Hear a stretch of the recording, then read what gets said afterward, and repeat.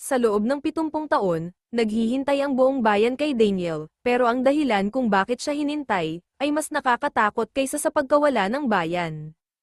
Kung mahina ang loob mo, may oras ka pang umatras, pero kapag nagsimula na ang kwento, wala nang balikan. Nalaman ni Daniel ang katotohanan. Noong 1956, may isang batang lalaki na nagngangalang Daniel. Siya ang anak ng alkalde ng Maligaya. Isang gabi, bago mawala ang buong bayan, may nangyaring aksidente sa isang lumang minahan malapit sa lugar. Namatay ang maraming tao, at para mailigtas ang natitirang mga residente, gumawa sila ng isang ritual na hindi na dapat ginawa.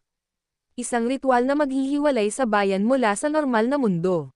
Pero may kapalit, kailangan nilang iwan ang isang tao sa labas. Ang batang Daniel ang napili. Inilabas siya ng kanyang ama bago tuluyang mawala ang bayan.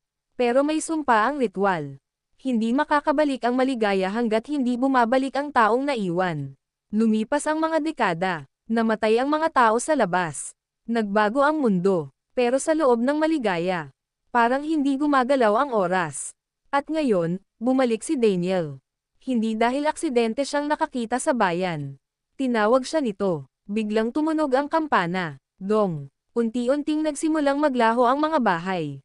Lumapit ang batang babae. Kapag umalis ka ngayon, mawawala ulit kami. Tumingin si Daniel sa mga tao. May isang desisyon siyang kailangang gawin. Mananatili ba siya? O iiwan niya muli ang buong bayan? Makalipas ang ilang segundo, pinili niyang manatili. Biglang tumigil ang kampana. Nagliwanag ang buong bayan. At sa unang pagkakataon matapos ang 70 taon, sumikat ang araw sa Maligaya. Pero nang lumabas si Daniel, may nakita siyang bagay na hindi niya inaasahan. Sa gilid ng bayan ay may isang bagong karatula. Maligaya, 2 kilometro. Sa ilalim nito ay may isa pang nakasulat. Next appearance, 2036. Napatingin si Daniel sa petsa.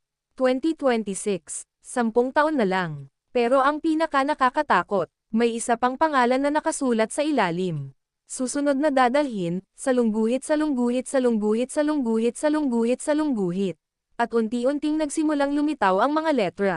Ito ang Story Force PH, kung saan bawat kwento ay may lihim na naghihintay mabunyag, hanggang sa muli, at bago ka umalis, huwag kalimutang mag-like, mag-comment, at mag-subscribe, malay mo, iyon na ang maging panangga mo sa susunod na nakakatakot na kwento.